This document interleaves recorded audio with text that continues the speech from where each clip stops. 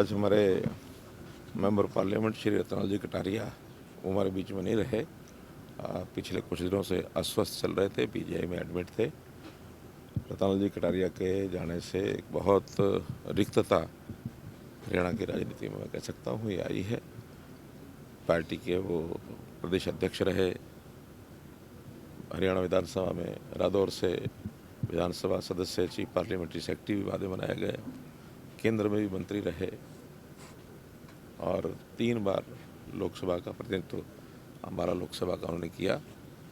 अचानक उनके जाने से एक क्षति हुई है, तो निश्चित रूप से हम संगठन के सब लोग बहुत ही आहत हैं।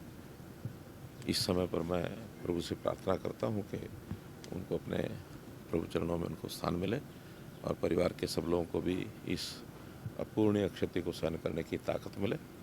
सरकार की ओर से हमने ये तय किया है कि उनकी अंत्येष्टि राजकीय सम्मान के साथ होगी और एक दिन का राष्ट्रीय शोक, राजकीय शोक एक दिन का ये होगा। हाफ मास्ट पर जो झंडे हैं वो दिन भर हाफ मास्ट पर रहेंगे। कोई सरकारी एंटरटेनमेंट का कार्यक्रम नहीं होगा।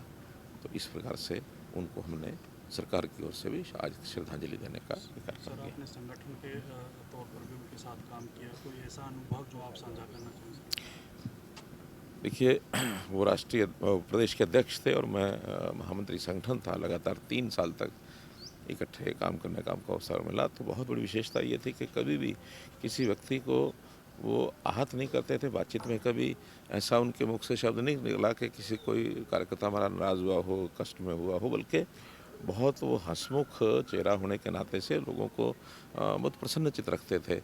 कभी भी मौके पर किसी प्रकार की कोई घटना, कोई कहानी, कोई गीत, कोई फिल्मी गाने, यहाँ तक कि पार्टी के सब्सटेंस को, कंटेंट को मिला करके फिल्मी गानों की तर्ज पर भी वो बहुत बार बहुत तरीके से अपनी बात को कहने का सलीका जो उनका था वो गानों के माध्यम से भी करते थे। कटाक्ष भी करते थे विपक्षी लोगों के ऊपर, तो गानों के, गीतों के माध्यम से करते थे। विपक्ष के लोग भी कई बार तो बड़े आनंद लेते थे उन चीज़ों का। तो एक हंसमुख चेहरा जिस प्रकार का था, मैं समझता हूँ कि एक बहुत अद्भुत ये गुण उनका, ये हमको सबको पसंद आता था। सर, गरीब परिवार से निकलकर केंद्रीय मंत्री तक पहुंचे, मेहनत उनकी आपने लगातार देखी। सर, आरएसएस से भी लगातार 50 साल से वो जुड़े रहे, उनके सफ़र को किस प्रकार से देखी?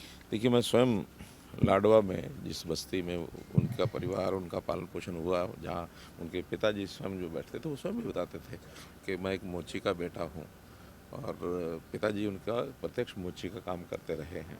तो ऐसे परिवार में से निकल करके इस लेवल तक पहुँचना वास्तव में ही उनकी जो अद्भुत जो क्षमता थी काम करने की, तीक्ष्ण बुद्धि जो उनके व्यक्ति थे, वकालत भी उन्होंने की।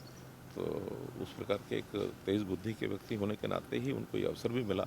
मोदी जी के साथ बहुत अच्छे संबंध उनके थे। मोदी जी के साथ तो जब वो कभी बैठकों में बैठते थे और मान लो कहीं किसी बैठक में कटारिया जी की चर्चा नहीं हुई तो स्पेशली कहते थे आज कटारिया जी कहाँ हैं। कटारिया जी को बाकायदा वो कोई ना कोई बात उनके मुख से सुन करके ही उनको लगता था बैठक संपन्न हुई है। तो ऐसे हंसमुख चेहरे के नाते से उनका स्थान सब जगह एक अच्छा स्थान था।